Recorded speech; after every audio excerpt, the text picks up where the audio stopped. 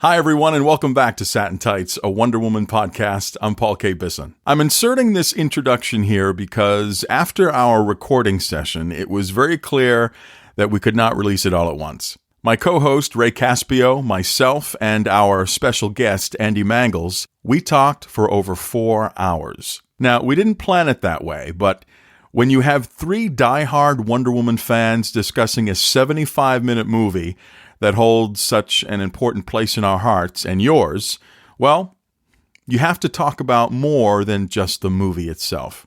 And boy, did we. But instead of cutting a lot of that discussion out, I've decided to keep most of it in and break the podcast into 2 parts. Now, I warn you that in this first part, we don't even get into the review. It's all origin and backstory. But don't let that discourage you from listening. We've got some surprises in store. So be sure to follow along in our show notes at satintights.com. And now, without any further ado, here is part 1 of Satin Tights, a Wonder Woman podcast on the new, original Wonder Woman. This is ABC.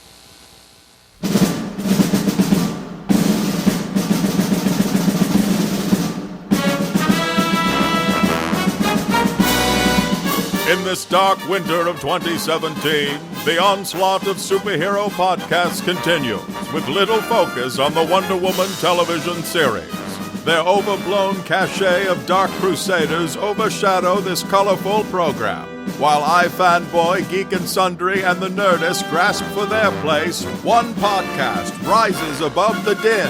Ray Caspio and Paul K. Bisson gather the allies in defense as these other hosts plunder across the internet. Fankind is being threatened by these monotonous villains. The only hope for a brighter podcast is...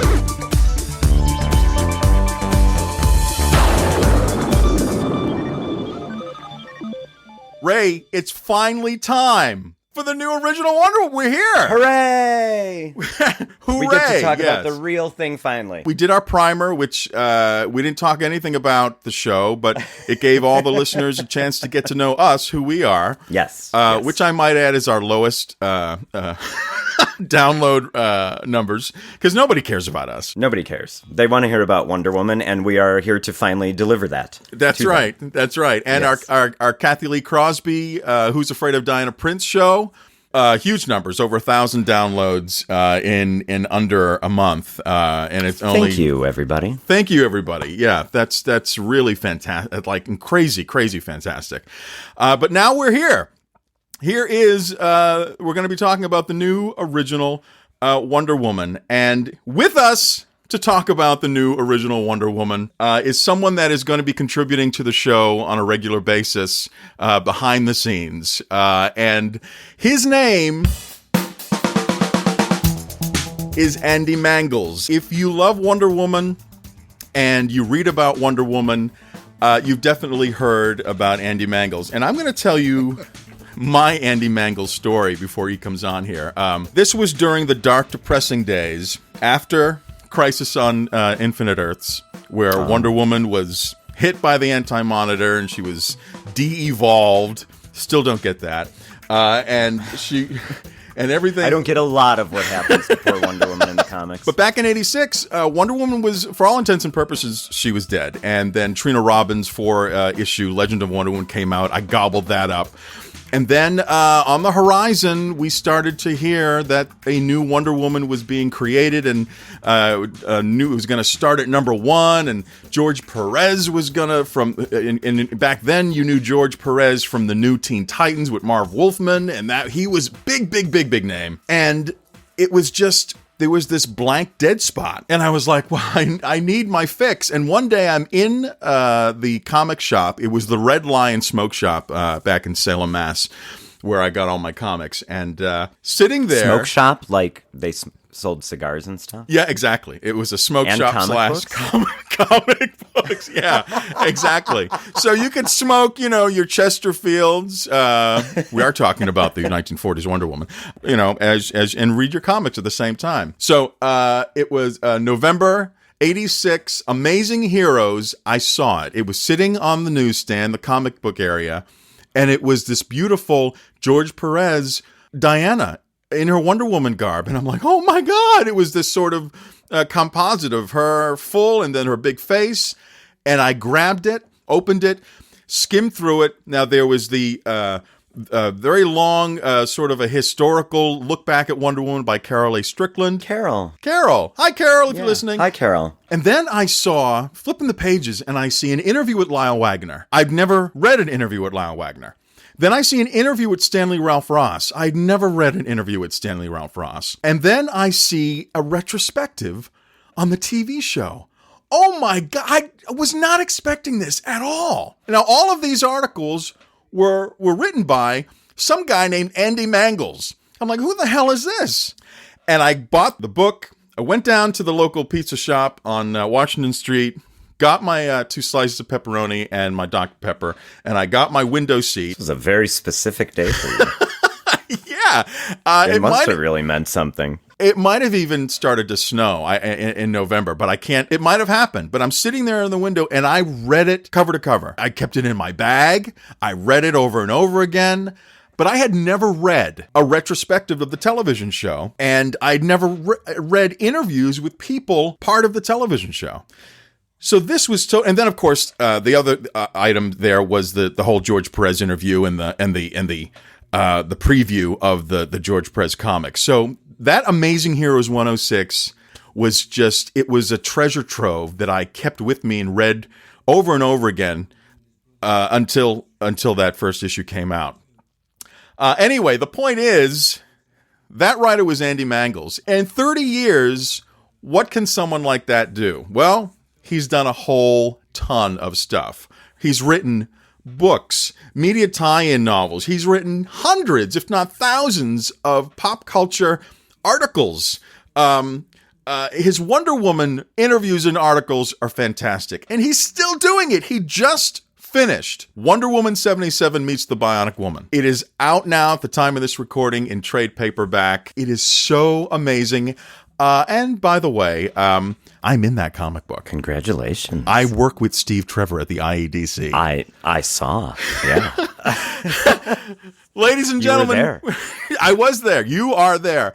Ladies and gentlemen, please welcome to Satin Tights, a Wonder Woman podcast, the one, the only, Andy Mangels. Andy! Hey, guys. Welcome. Boy, after an introduction like that. That's my story. That is that, and I'm sticking to it. That's my Andy Mangels story. And I've read a lot of your writing. I've heard you on a lot of podcast interviews. I don't think I've ever heard how you became a Wonder Woman fan, what it was. Right. First, before that, I do want to say that Ray and I actually have a little bit of a history as well, too. Ray's an incredible artist, and Thank you. Done some artwork for a charity event I used to do called Wonder Woman Day. Oh, right. It was an art auction charity event, and Ray contributed multiple pieces to several years of that event. Yeah. And I think I even bought the second piece, maybe the first piece. Oh, wow. I think it was either the first or the second piece. I remember the skateboard one. I don't remember the others that I did. Yeah. There was some great ones, and I was so happy whenever I would get somebody who was turning in art for that art auction, and it was Linda Carter related art. I was so happy when I would get it in, and even when Ray's pieces came in, I could tell, oh, he's a real fan because he got the costume pieces right. Oh, yeah. And listen, if anyone doesn't know Andy's stickler for the costume of Wonder Woman and how it's depicted and where and when, and I know firsthand that Andy is the bracelets aren't right. Those Aries damned bracelets. Yeah. So when Ray turned turned in a piece with the skateboard outfit, and he got everything perfect on it. I was like, oh, he's good in my book forever. Oh, good. Thank you. I actually think my husband colored that one, Kevin Smith. Yeah, Kevin did those. So, okay, so let me jump back to your question then. I've actually tried to, with as good as my memory can be, I've tried to remember what my first exposure to Wonder Woman was, and I believe that it was in ads for the theme parks, the Palisade Parks theme parks that they were doing in New Jersey at that point. The DC Comics books of the late 1960s and early 1970s used to have these ads, and they would put the head of Superman, Batman, or Wonder Woman kind of talking to the reader in the ads. Oh, wow. And I believe that's like literally the first time I saw Wonder Woman, because when I started looking at comics, she was still in her depowered phase, but in the licensing she was still the traditional Wonder Woman. So isn't that always the way? Isn't licensing always like? I don't think we'll ever be rid of, and this is a good thing. I don't think we'll ever be rid of Ross Andrews or Jose Garcia Lopez's Wonder Woman, because through decades and decades of different artists, that we still see his Wonder Woman, as well as Superman and Batman, on various licensings, and I've often wondered how weird that was, that licensors didn't automatically adopt the current, and I suppose there's a reason for that, and if it's long lasting, like Lopez's stuff, then why not, right? Absolutely. So I think that the first Wonder Woman comic that I actually owned or bought on the newsstand was in 1974, July 1974. It was Wonder Woman number 212, and it was one of the Trials issues. And on the cover, Wonder Woman's kind of crying and thrusting her hand out, and Superman saying, "Please, Wonder Woman, you must come back. The Justice League needs you." And she's like, "No, Superman, I can't." It's this fun story, and it hooked me on Wonder Woman. At that point in time, also, ABC had started doing the Super Friends. So there was this combination of seeing Super Friends every Saturday morning on our bad black and white TV, and then seeing the character in color in the comics, very vibrant, red, white, and blue, the gold lasso, the gold eagle. It was kind of transformative, and she was also very unusual in that she was one of the few women that was holding her own, not just her own title. I didn't know anything about the character significantly at that point. But I did know that she had her own title. She wasn't somebody's girlfriend, and that she seemed to be fighting crime for something different. And then, of course, as we all do, we find out that Wonder Woman does stand for something a lot different. She's not a character of tragedy. She's a character who chose her own destiny. She's fighting for love. She's fighting to change people and to make humanity make humanity better. So, as a character, I found her visually appealing, aesthetically appealing, and very much inspiring. I've often said that Wonder Woman kind of, to me, was like the ultimate mother. Well, you didn't just want her to be your best friend, you wanted her to be a family member as well. You wanted her to be around you always to protect you. What was your reaction to seeing the live-action Linda Carter series for the first time? I must have first learned about it within a month prior to it airing, because they didn't promote things, especially a movie of the week, that far in advance.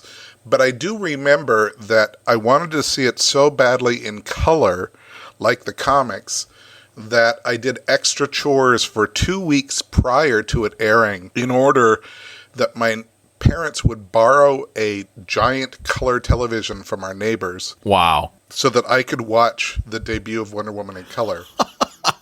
Now realize that in Montana, in the mountains of Montana in November 1975, that's snow time. So when I say I was doing chores, I was shoveling the path up the mountain. And I was digging goats and cows out of the snow, and so for 2 weeks so that I could watch this in color.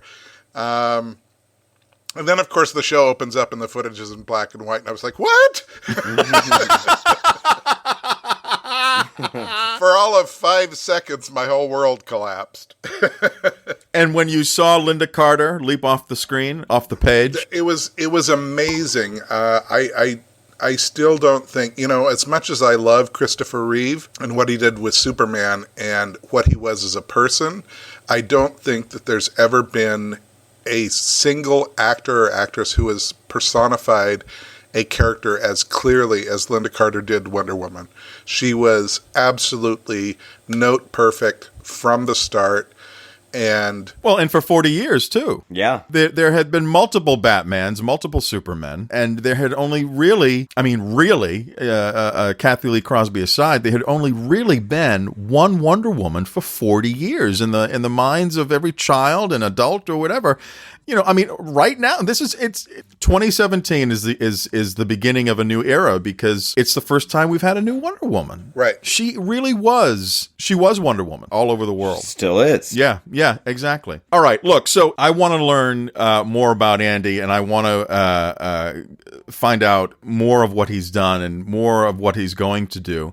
And we will have Andy on in our interview segment. We're going to have him as part of our interview as well. So great. We'll devote a whole show to finding out more about Andy's evolution from that teenager. Will it be an Iraq file?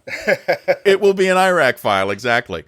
But Andy will also be a regular contributor to Satin Tights, largely in the form of the script analysis, because I know that Andy has at Fort Knox a stack of the Wonder Woman scripts.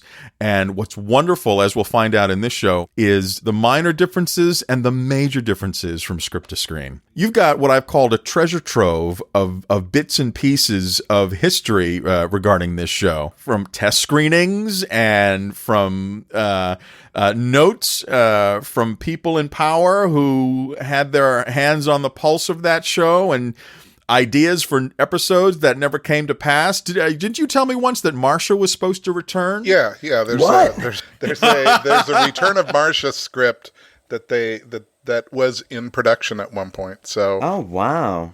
Do you have that script? I'll tell you more as we go along. Absolutely. All right. So no, do you have that script? I want to know. I'm not waiting. Stay tuned. Wonder Woman will continue in a moment. I'm Chris Cooling, and I do a podcast called Forgotten TV. It's all about TV memories of the 70s and 80s, including short-lived TV shows, TV pilots, made-for-TV movies. You can find the podcast on iTunes, Stitcher, and all the regular podcast places, or at the website forgotten.tv. I'm Chris Cooling, and I hope you'll join me soon at Forgotten TV.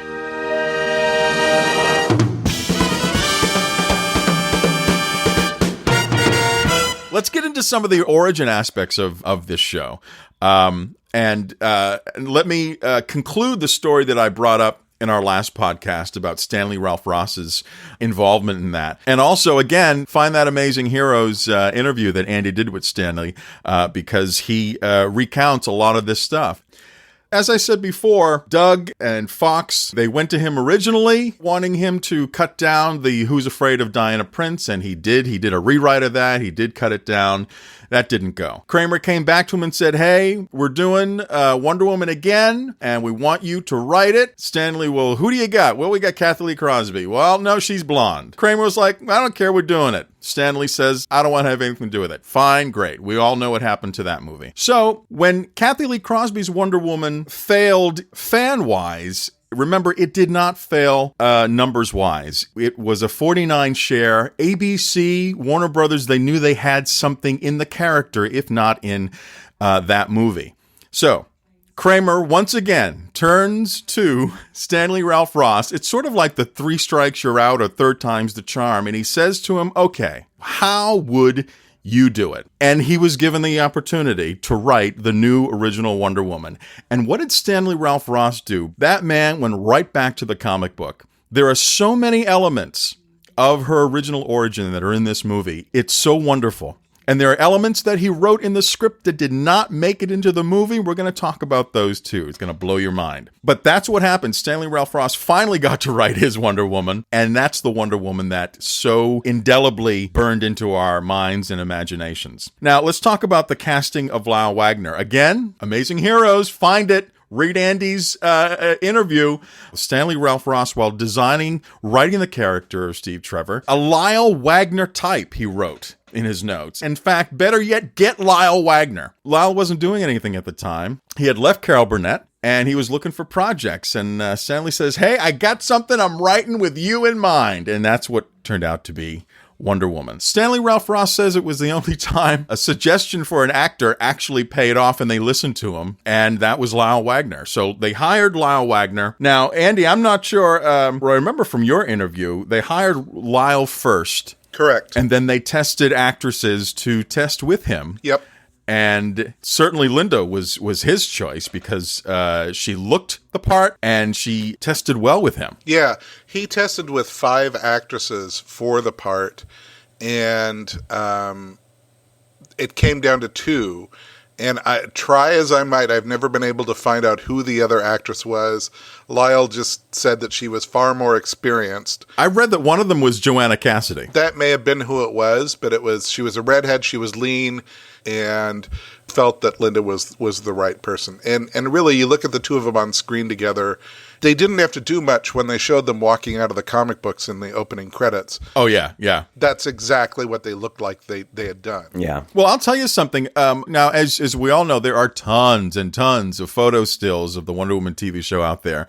My favorite promotional stills are the ones with Linda Carter and Lyle Wagner and that mist of smoke seeping up from the floor, and the handful of poses that they have standing side by side, him giving the salute or her with her bullets and bracelets. Those are my favorite stills from that show, because when I think of Wonder Woman and I think of that show, I think of Linda Carter and Lyle Wagner. I don't just think of Linda Carter. And that might deviate from a lot of fans. That first season of Wonder Woman is the best, in my opinion, because of that relationship, because of it was them two together always. And the dynamic of Diana Prince, Wonder Woman, and Steve Trevor is just great. And I thought specifically in this pilot, too, just rewatching the pilot after, last time I watched it was right after I saw the movie, Gal Gadot movie. Their relationship is very different in this movie than the rest of the series.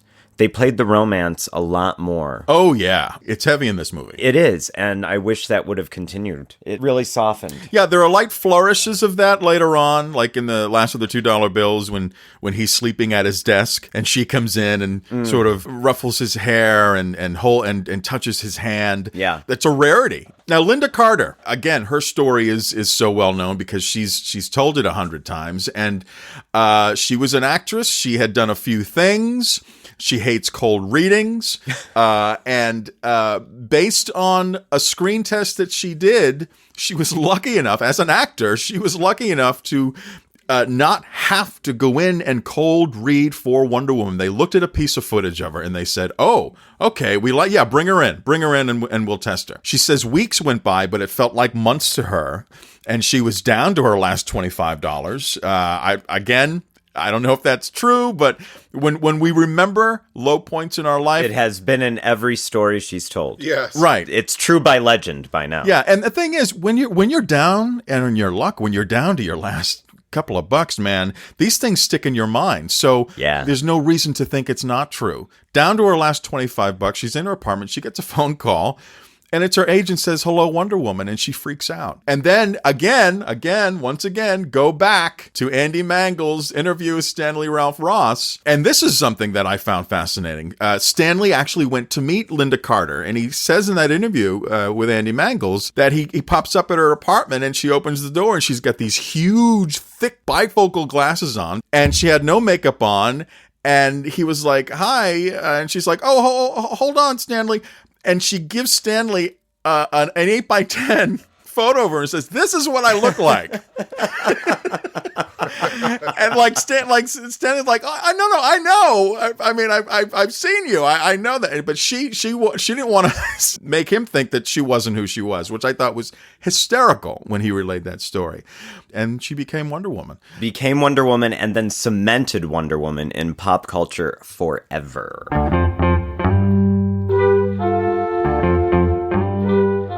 I dare say that as much as Linda Carter made that show, Charles Fox's music cannot be understated in what we hear in our heads when we think of that show.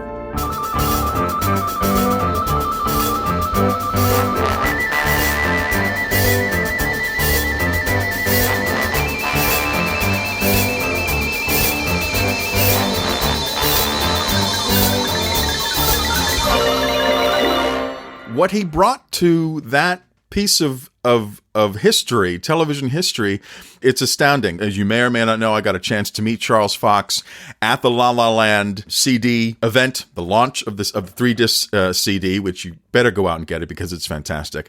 But I got to sit down with him and talk with him. We are going to have him on when his schedule permits. Charlie has said yes. I'll glad to do an interview and talk about Wonder Woman.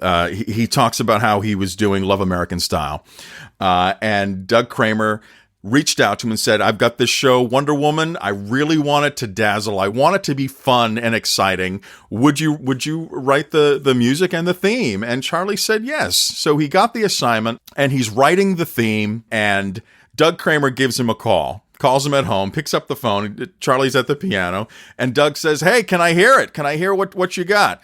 And Charlie says, well, sure, I'll play it for you. But he hears over the phone that Doug Kramer's at a party. There's loud music in the background, lots of people talking.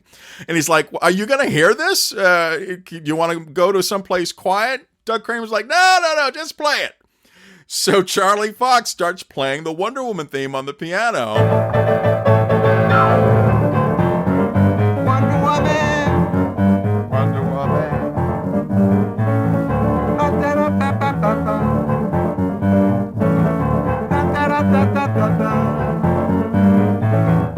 In your satin tights, fighting for your rights, and the old red, white, and blue. And Doug Kramer says, I love it. He says, I don't know how he could have heard it, but he says he loved it, and that's what made it in. And of course, Charles Fox, longtime collaborator Norman Gimbel, wrote the lyrics to the Wonder Woman theme song. And as much as Linda Carter made that show, I think that song made that show. I think that theme made that show. What do you guys think? I actually wrote the introduction actually for the soundtrack set that just came out. And one of the things I talked about in there was that, and this is why I think it's so successful, there are very few themes in the world, musical themes or motifs, that specifically literally say a word in the music. And John Williams' Superman score, when it goes, dun dun dun, Superman. You cannot hear the word Superman in that. Right. You know, I mean, it's like a 3-year-old might not hear it, but if you have ever heard it and you know that it's in any way related to Superman, in that musical motif, he is clearly saying the word Superman. And I felt that what Fox and Gimbel did with this was that the words Wonder Woman are very clearly said in notes in the music. So I asked when I was working on the soundtrack set, I said, is there a word for that? Is there, what do composers call that when they do that? And everyone kind of like looks at each other and they're like, luck? There's not a word for it because it's so uncommon. Star Wars doesn't even have that. There's no motif in Star Wars that says the word Star Wars. Right. Star Trek doesn't have that. Indiana Jones doesn't have that. Jaws doesn't have that. They have immediately memorable motifs and themes, but there is nothing in them that specifically says the name of the character in the same way. And the question then becomes, is the Batman TV theme as good at conveying that? And I say that it isn't. I say that there's very little about the Batman theme that specifically says Batman, except that they're saying Batman right there.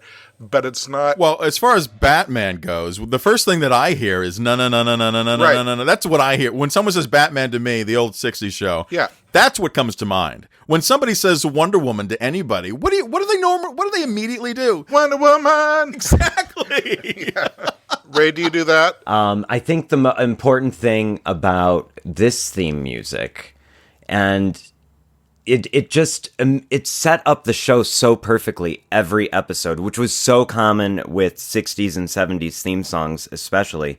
You got the whole background of the show, and you could just sit down and watch any episode at any time and be completely caught up and ready to go. Right. Which that doesn't really exist today. No. With the DC shows. You have to know everything before you sit down and can just watch one episode of the series. So this just put you right into the world, and for me, it was I was always enamored with the animated opening credits of Bewitched. When I saw the animated opening credits to Wonder Woman, that grabbed me because I was already so familiar with that, and setting up this magical world and this fantasy world where anything could happen, and the music was it had a driving beat, and it was just fun, and put you on a high note right away before the episode even began. Yeah, I absolutely agree. And this sort of segues very nicely into our next bit, which is the animation. Mm-hmm. When I hear that music and I see that animation, and Ray and I have talked about this when we first saw this, that opening. Yeah. It affected us so very deeply, and whenever I see it, I just, you know how sometimes you want to fast forward through the opening of a show? I never do it with Wonder Woman. I have to see her leap off the comic book page. That was ingenious. Yeah. Number one, to sort of zoom in on the comic book and to see her do all of this stuff, and then suddenly she leaps forward and magically comes off the comic book into real life. I don't ever remember seeing anything like it before or since. It is so stirring to see that. And then Linda's energy and her just warm, inviting energy with that glorious smile. Oh, that was just, yeah. Like, you instantly felt like you were friends with this person. Yep. Absolutely. Yep. Now, Andy, about the animation, tell us a little bit about the animation. Now, I know that it's credited to Phil Norman, who did tons of animation for television. It did, but he also started to assemble a team of people that did work for him, right? Yeah, I was rather surprised when I found out the truth about the opening credit animation, because, of course, it's credited to Phil Norman, and in actuality, it should be credited to Phil Norman's company. About 15 years or so ago, I saw some pieces up for sale on eBay of original artwork for the opening credits, and through that, I was able to contact the son of the person who was, or the person who was selling them, and found out that he was the son of Chuck McKimson. And Chuck McKimson is an old Warner Brothers animator who started in the 1920s. He worked a lot on Bugs Bunny, Foghorn Leghorn. He did some comics like Roy Rogers and things like that. Worked for Dell Comics. And, mostly lived his life doing animated work for Warner Brothers. And apparently at some point he joined Phil Norman's studio, and the artwork that he produced was the artwork that was done for the opening credits of the Wonder Woman TV show. And what they did was they rotoscoped, they took photos of the actors and worked their way backwards, rotoscoping. So, for instance, they had Steve Trevor standing there sideways and then turning towards the camera. Or they had Lyle Wagner standing there sideways, turning towards the camera, walking forward, and, so forth. So they animated they took that and rotoscoped the artwork, tracing over the photos, so that they had an exact approximation in line art of Lyle Wagner doing exactly what he was doing in live action, so that then they could meld the two together. But then they had to do all the scenes, all the action scenes had to be done separately. Those were not done rotoscope. Those were just done line art, drawing, as you know, comic artists would. They were done originally in blue pencil and then inked on white animation paper, and then they would transfer that black line art onto cells, animation cells, and those would then be colored. So there's no colored version of the line art that isn't on a plastic sheet, and there's no black and white version of a cell. There's two things that exist. There is the penciled and inked line art, and then there is the colored and painted cells. And given that Chuck McKimson's son sold me about 150 pieces of art, almost every piece of artwork from the opening credits, what he told me was that his father was the actual artist of all those for Phil Norman Studios. So while there's nobody from Phil Norman Studios around to back this up, it's pretty clear that at least Charles McKimson was in possession of all of the artwork from the animated series and had told his family that he was the artist for it. Wow. And you now you have all those pieces, and you've wallpapered your bedroom with them, right? No, I actually they're very, very carefully stored. I've sold some off to a few people every now and then. I gave one really gorgeous piece to Linda, and then she signed a piece to me as well. So that was kind of fun. Nice. Wonder Woman will continue in a moment. Emergency. Batman speaking. Warning all of you to brace yourselves for big news. The biggest. Tell them, Robin. Holy superlatives, Batman. It's really exciting. Greetings, citizens. Join me, your old bat chum, John S. Drew, on my journey to discover what it is I love about the classic 1966 Batman television series on the Batcave podcast. Each episode, I'm joined by a guest host as we review the classic television series. There's a new episode every 2 weeks. Same bat time, same bat channel on iTunes, Stitcher Radio, or at thebatcavepodcast.com. Holy memoranda, folks. Make a note not to miss it. Good thinking, Robin.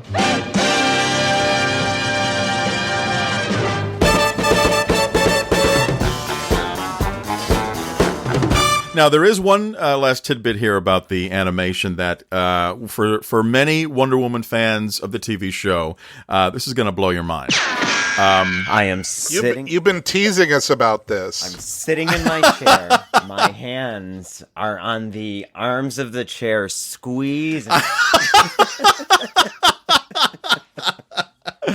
Well, here's the thing. A couple of years ago, a YouTuber was very adamant about a first cut of the Wonder Woman movie that we're reviewing on this podcast.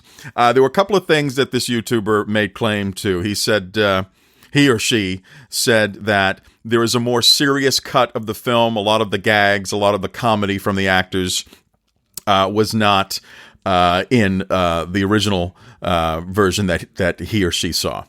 And then they also said that the title card for Wonder Woman did not just say Wonder Woman, it said the new original Wonder Woman. And then the final thing that they said was that the animation sequence where Wonder Woman jumps down from the building and lands, and then she whips out her lasso and tosses it, was originally her landing and two guns coming into frame and shooting her, and she deflects the bullets in animation. At first off, I was very suspicious about the more serious cut and about the animation deflecting bullets. This YouTuber went so far to prove his claim as to create a mock animation scene with her deflecting her bullets. And now, I must say, first of all, it was really good. Whoever he got to do the animation was really good. But as a fan, I looked at it, and as someone in media, it was not good enough. The animation looked so different on YouTube than the final product. I even weighed in as an expert on the topic and said that the animation scene here was clearly fake, and that according to the animation cell numbers that I had assigned to the original art, that scene did not exist in any original art that I had. It was a little bit choppy. It looked like it was manufactured. So I went on to and I left a message and comments on the video, and I said, look, I think this is great what you're trying to do. If something like this does exist, then the fans should rally together and try to get Warner Brothers to release it, or we should at least investigate or try to dig deeper. But I don't think this is real. I think it's a mock-up, a good one, but I just don't believe it. Well, my comment was deleted. So I knew at that point that this fan didn't want to have a dialogue, didn't want to really get into it. He just wanted to say this is real, and anyone that challenged them, he was going to ignore. Well, the only thing that I did believe was that the main title card for the movie, it did have the new original Wonder Woman over the cursive writing of Wonder Woman, because I, back in the 80s, had bought a 16mm transfer onto VHS at one of those sci-fi conventions. We talked about that, Ray, on a previous show. And it does have the Wonder Woman logo it says new original Wonder Woman. So I knew that was true. Now, getting back to YouTube, about a year after this whole thing about the lost, quote-unquote, lost animation sequence, another YouTuber says, I have gone into my stack of boxes and tapes. I have found a videotape that was taped from an actual reel. It has the place markers, the countdown lead. It has the place commercial here. And he actually acknowledged, you have seen fakes around on YouTube. Here is the real one. Now, when he posted that, and when I watched that, I believed it, because it was different than the other video that this other YouTuber had created. But it was so much more believable. It naturally flowed. Wonder Woman jumps down, the guns fire at her, she deflects the bullets, and then she hauls off and swings at them with her fists, creating a burst of a star. Now, keep that in mind, because in the next frame, and I always wondered, why is there just this colorful star before Wonder Woman stops the car? Well, now we know. She hits the guys, and from that impact explodes this star, and that's what leads into the next frame of her stopping the car. And I was like, holy cow, this looks real. And then there was all much talk about it on Andy Mangels' Facebook Wonder Woman Collector's site. And I said to myself, because I think Andy actually said, look, there's one way to find out the truth about this. Go to the archive. Go to the Paley Center in New York or Los Angeles. They have the original Wonder Woman movie, and watch it.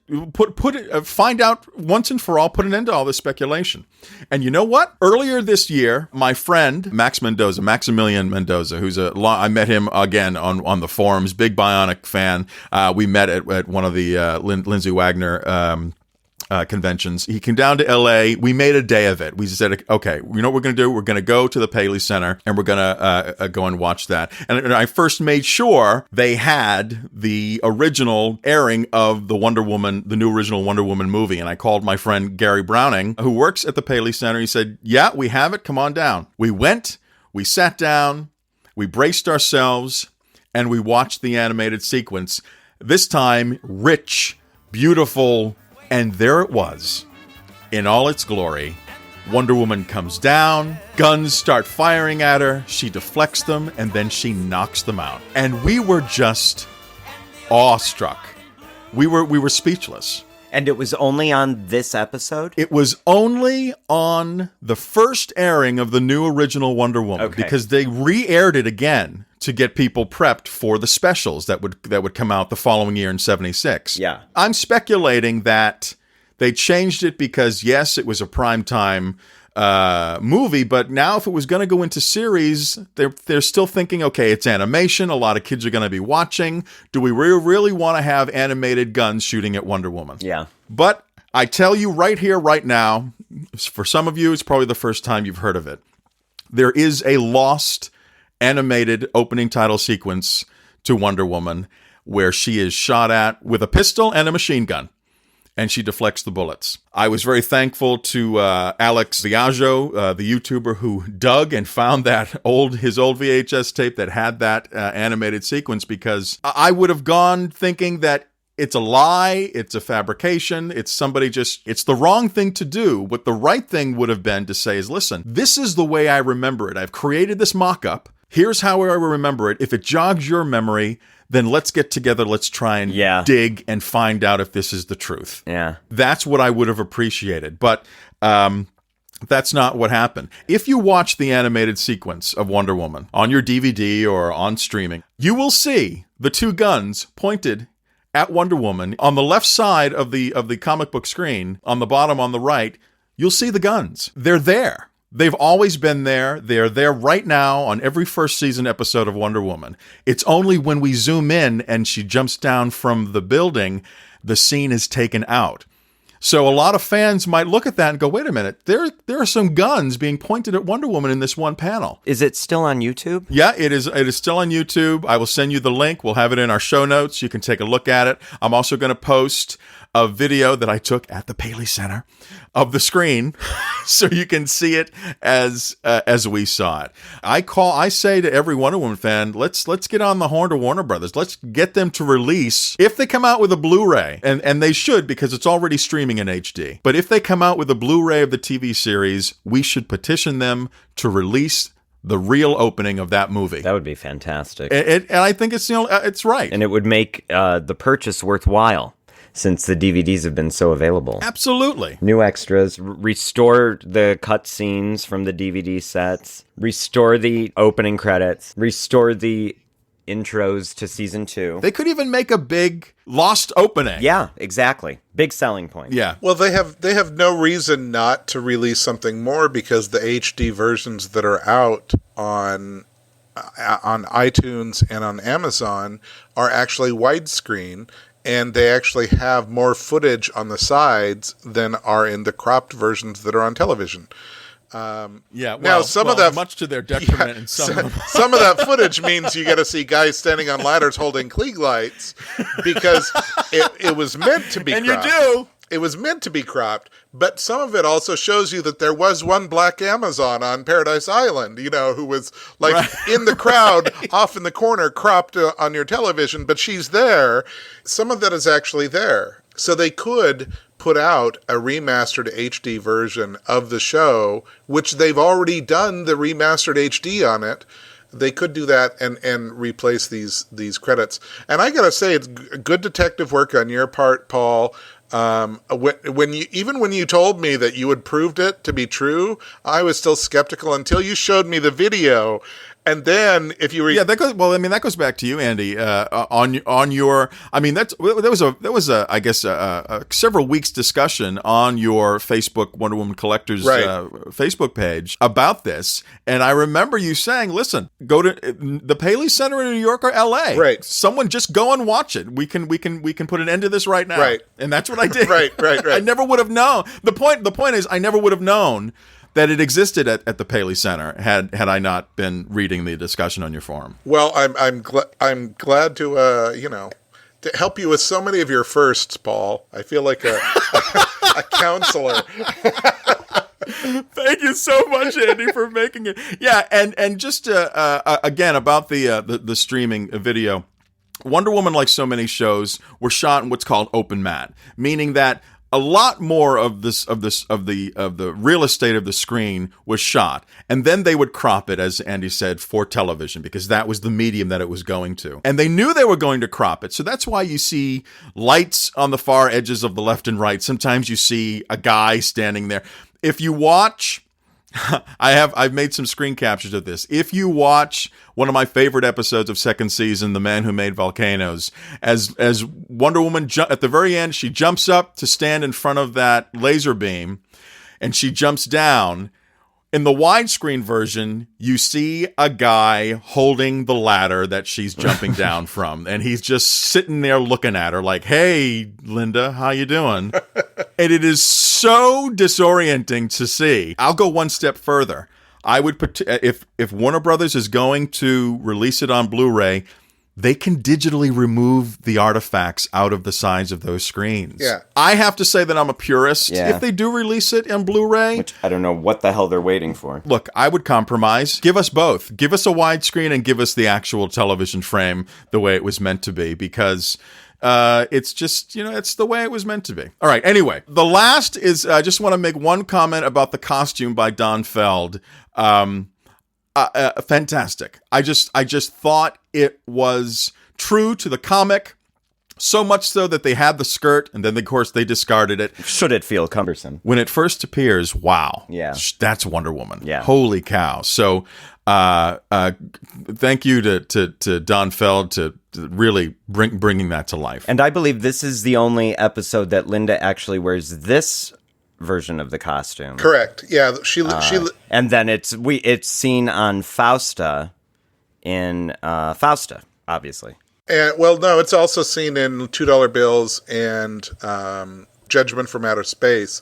She wears a different skirt. It's a sort of a slit, right? Yeah. It's a bit of like a slit up the side, Correct. and it's a different star pattern. Yep. I'm talking about this actual bodice and shorts. Yes. Correct. Okay. All right. Yeah. Okay, now let's get into the new original Wonder Woman. It's, oh my God, it's so great. Andy has supplied the script from his script archive, and just reading the script, It was a fun read. oh my gosh, it is, because Stanley Ralph Ross really wrote a fun script. It really is true to the comic book origin of this character. And yes, he made changes where changes needed to be made, but for the most part, it's all there, man. It's great. Now, the script that we were looking at, it's a 94-page final shooting script, 4th revision, and it was completed, the one that we were referencing on this show, on January 3rd, 1975. Let me break in just for a second here, because what I sent you was the script that had the director's notes on it. Yes. Great director's notes. But there is an actual 5th version final shooting script, which is dated March 4th, 1975. So what we know from the notes that I have, that the final shooting script was March 4th, 1975. They were talking about what further stories to develop in some files that I have from April 23rd, and then it was first shown to a test audience on May 13th, 1975. When did they actually film it? Sometime between March 4th, 1975 and May 13th, 1975. So I'm guessing, given the other notes that I saw here from April 23rd, where they talk about that Cloris Leachman was attached to a series, so she couldn't return, and how they're talking about her costume and things like that. I'm guessing that it was actually between March 4th and April 23rd was when they filmed. Okay. But I don't have any of the shooting documents handy.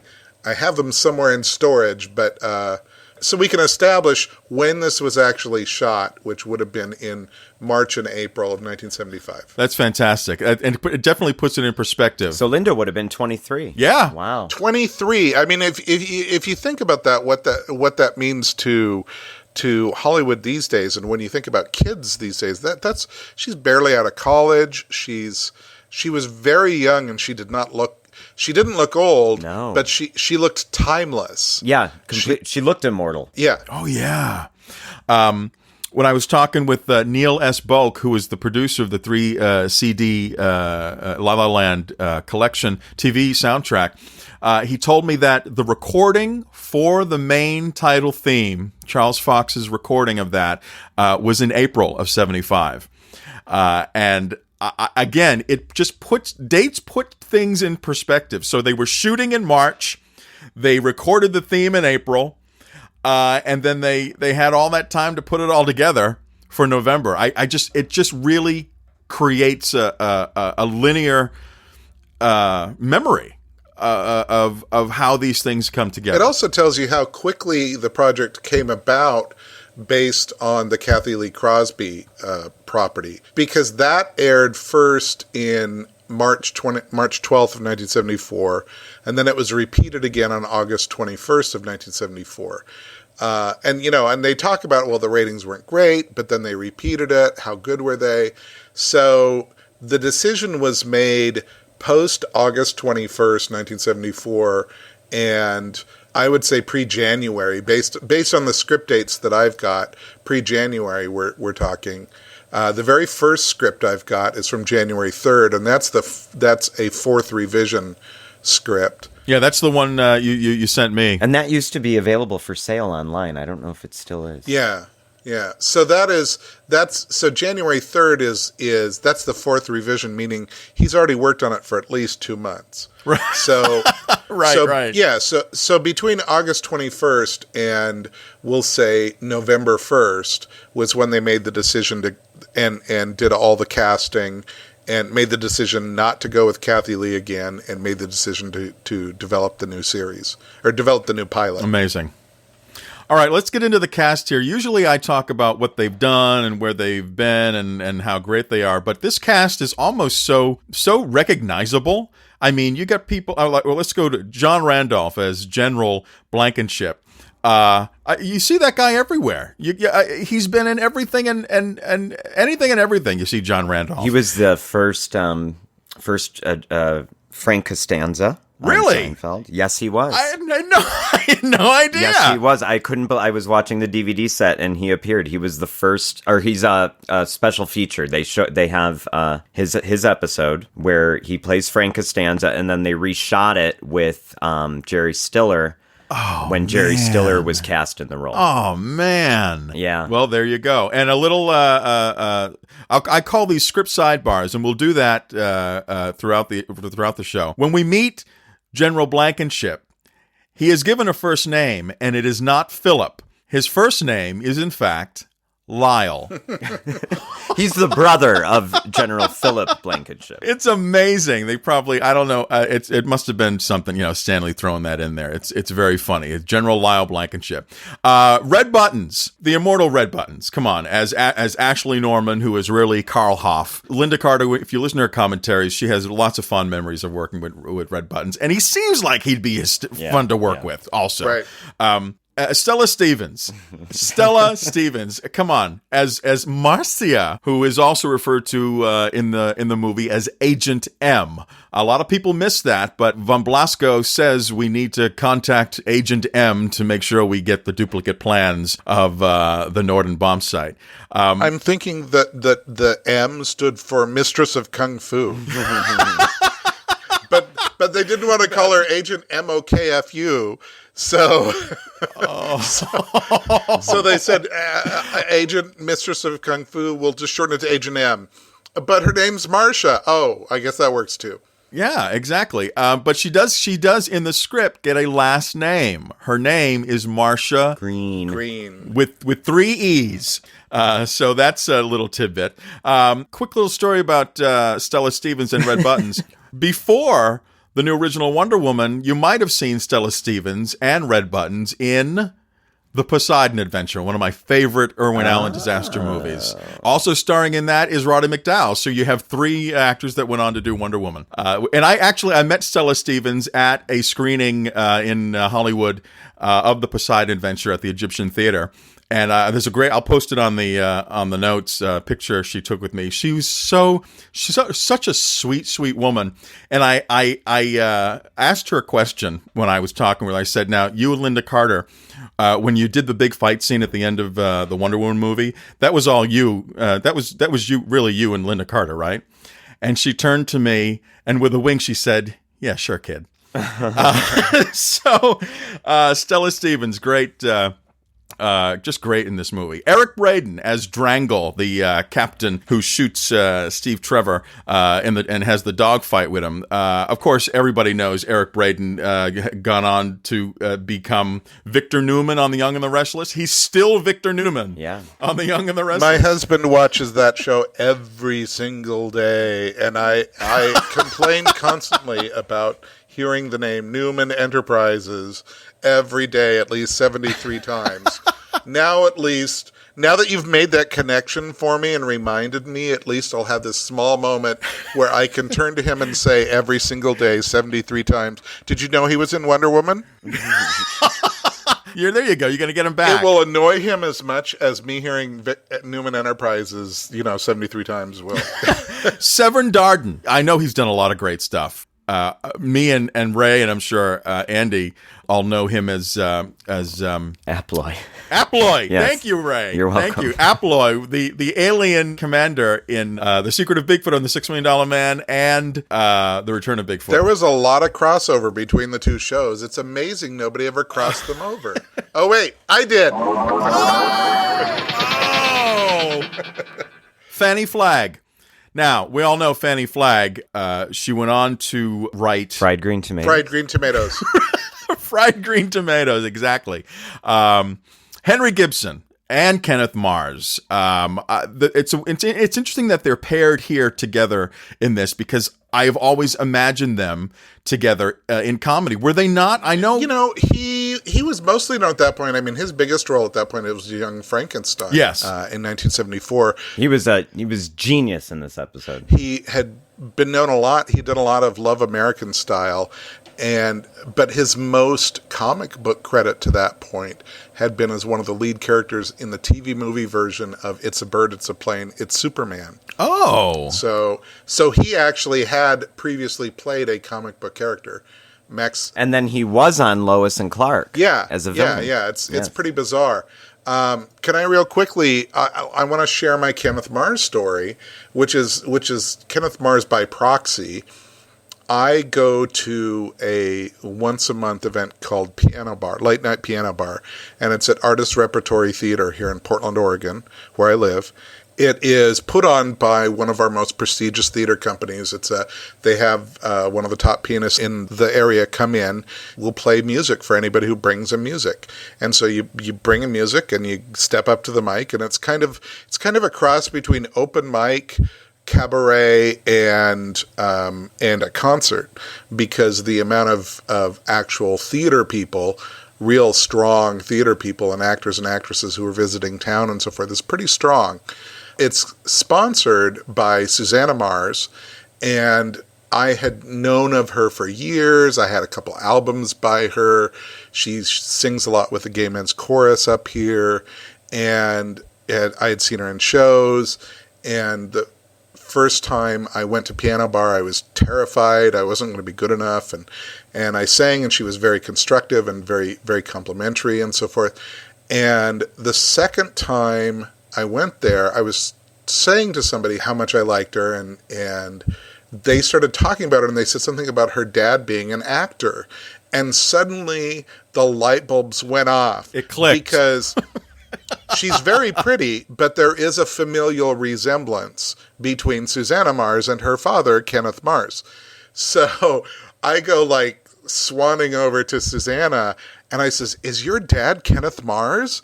And she looks at me with like shock on her face, and she goes, "Yes." And I said, "Oh my God, he was in the Wonder Woman pilot." I said, He's the reason Wonder Woman came to be. Ah! You fanboyed all over. And she looked at me like I was a little bit of a crazy person. But, a little bit. But she was, she sat and talked with me about it for a little while. And it turns out she had been a little girl at the time. And she remembered going on the Wonder Woman set. Wow. And filming the scene where he fights Wonder Woman in the cockpit of the plane. Man. She was there that day and remembers filming that scene and how she got to meet Linda and how pretty Linda was and, so forth. Unbelievable. And so, yeah. So I love hearing stories like that. I regularly get to sing with the daughter of the guy who played the Nazi that created Wonder Woman. Well, you have to share that with us at some time. Who was in something with Kevin Bacon, I'm certain. And last but not least, of course, is Cloris Leachman, which I guess she's won the most Emmy Awards, more than anyone else. And Cloris Leachman, man, great comedian. Mary Tyler Moore, yes, but I remember her from The Facts of Life when she took over for Charlotte Rae, and I love that. And then she went on to do what the Malcolm, not the Malcolm in the Middle. She was the grandmother on there, wasn't she? Was she? Okay. Yeah. All right. Yeah. When I was doing reality TV in Hollywood, we were developing a show on Cloris Leachman, just following her around and seeing her just doing or living her daily life. She's bananas. Oh my God. She's crazy. And she agreed to that? Oh yeah. She's a crazy person. She is good. Yeah. She is so nuts.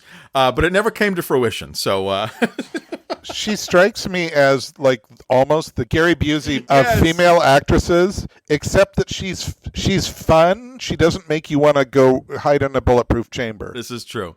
I will say, before we get to crew, is that Eric Braeden and Henry Gibson will return to Wonder Woman. Henry Gibson will come back and play the Marion Mariposa.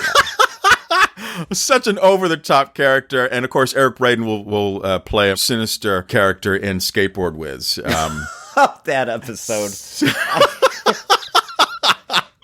I hate that episode. The first time Beverly Leslie came on Will and Grace, the actor Leslie Jordan, who plays Beverly Leslie on Will and Grace, came on screen, I thought, did they just clone Henry Gibson? Because they are so much alike, not just in stature, but in their supreme effeteness that is, like so far beyond any.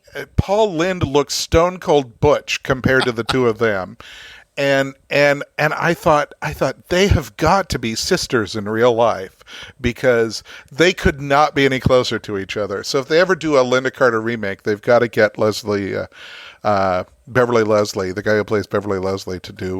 Well, there you go. Yeah, Henry Gibson, he's just, what a character, man. He's just way over the top. The Crew, of course, produced by Douglas S. Kramer, who went on to executive produce the series. It was photographed by Dennis Dezel, and of course based on Charles Moulton, who we know as William Moulton Marston. Written and developed by Stanley Ralph Ross, and directed by Leonard Horn. All right, let's get into it. The new original Wonder Woman. And I will say this about the script, Stanley Ralph Ross. In the second page of his script, he writes a little note to the producers regarding the opening titles. He says, in animation, segueing into live action, the main Can we read this together? The main titles will leave no doubt in anyone's mind that they are about to be dazzled by the new original Wonder Woman. And that's where we'll end part 1. Stay tuned for part 2 as Ray and I, along with our special guest Andy Mangels, take a deep dive into the actual movie itself. That's coming soon. Some of the music heard in this podcast is from the La La Land Records' exquisite limited edition Wonder Woman TV soundtrack, produced by Neil S. Bulk. You can order yours at lalalandrecords.com. You also heard a clip of Charles Fox performing his Wonder Woman theme on piano. That's from his 3-hour interview with the Archive of American Television, and you can hear that at metvlegends.org. It's great. As always, links to these sites and more can be found in our show notes at satintights.com. For Ray Caspio, I'm Paul K. Bisson. Until part 2, stay wonderful.